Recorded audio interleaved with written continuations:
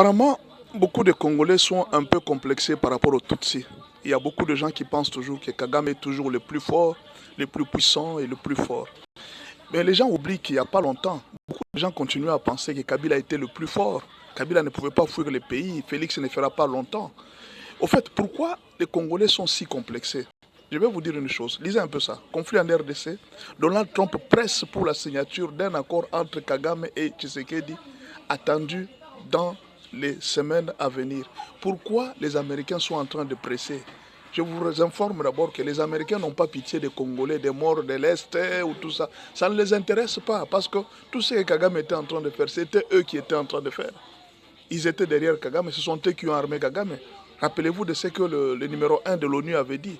Le Rwanda est armé par des armes sophistiquées que même beaucoup, le M23 est armé par des armes sophistiquées que même certaines nations n'ont pas. Donc, toutes ces armes venaient d'où? Ça venait des États-Unis et de la France. Vous comprenez? Mais alors, ce n'est pas aujourd'hui que les Américains ont pitié de nous. Non, ils n'ont pas pitié de nous. Ils n'ont pas pitié de la RDC. Le problème, c'est qu'ils sont si coincés qu'ils n'ont pas de choix que de s'allier à la RDC. Ce qui nous sauve, ce qui nous rend très important devant les Américains, nous faisons trembler maintenant les Américains. Les Américains dépendent de la RDC. Ils sont obligés de signer ces deals. Pourquoi? Parce que la Chine les a désavancés dans les minerais. Pourquoi ils sont en train de faire la pression à Félix pour signer? Et pourquoi ils attendent l'Union africaine? C'est parce qu'aux États-Unis, ils aiment beaucoup la légalité. Ils aiment la légalité. Comme tout le monde est informé, il faut que ça soit avec l'accord de l'Union africaine, il faut que ça soit avec tout le processus. Ils ne peuvent pas sauter l'ONU pour que demain on ne critique pas Trump que non, il avait contribué aussi au massacre des Congolais. Non. Trump est en train de faire les choses bien pour corriger ce que Joe Biden était en train de faire et ce que Macron était en train de faire. Il veut entrer par la voie légale.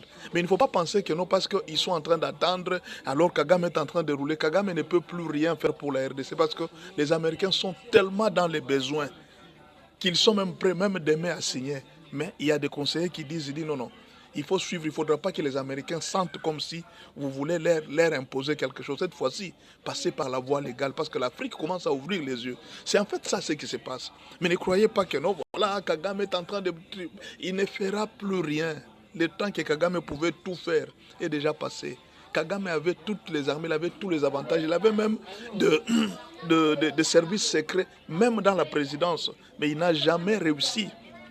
N'ayez pas peur et ne soyez pas complexés. La RDC est dans une très grande position de force. Ce n'est pas seulement la mort de gens à l'Est qui nous a sauvés, mais aussi nos propres minéraux. Nous avons tellement de minéraux si riches qu'aujourd'hui tout le monde tremble. Et aujourd'hui, il ne faut pas jouer avec Félix. Il est devenu un homme très important dans le monde.